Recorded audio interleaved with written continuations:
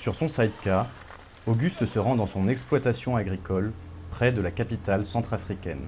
À Bangui, Clément Ndotizo poursuit ses investissements en attendant la rentrée du Parlement où il a été élu député. Quant à Faya Dred, il fait ses dernières répétitions avant un concert. Leur point commun, ce sont des répates, des Centrafricains, expatriés en France, qui ont décidé de rentrer à Bangui malgré les crises qui secouent le pays. Moi, quand je rentrais, d'abord mes compatriotes à Paris me disaient « il est fou ce monsieur ». Fou, Clément Ndotizo ne l'est assurément pas. En France, son entreprise peinait à décoller. À Bangui, il a créé l'une des plus grosses sociétés du pays, avant d'être élu député. Dans son immense villa, il se félicite d'avoir fait le choix de rentrer. Aucun regret, parce que je vois ce qui se passe en France, avec les gilets jaunes et tout, vous voyez que j'ai vraiment fait un bon choix pour rentrer chez moi aujourd'hui. Dans son exploitation agricole, Auguste Ogoula arbore aussi un grand sourire.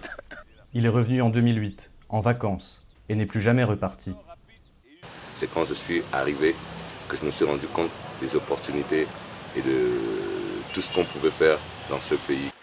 Depuis son retour, Auguste a lancé un bar à concert, une boulangerie, ainsi qu'un bassin de pisciculture.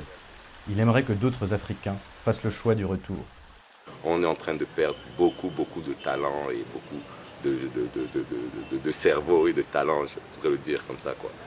Beaucoup de gens que j'ai rencontrés là-bas qui étaient ici talentueux, qui se sont perdus dans la masse en Europe parce qu'il y a, la concurrence est beaucoup plus évoluée. Il y a beaucoup plus de concurrence, je dirais, qu'il y a en Afrique. Une concurrence moins féroce et plus d'opportunités économiques. Voilà les raisons avancées par ceux qui ont choisi de retourner en Centrafrique. Une explication paradoxale que Faya Dred raconte dans ses chansons.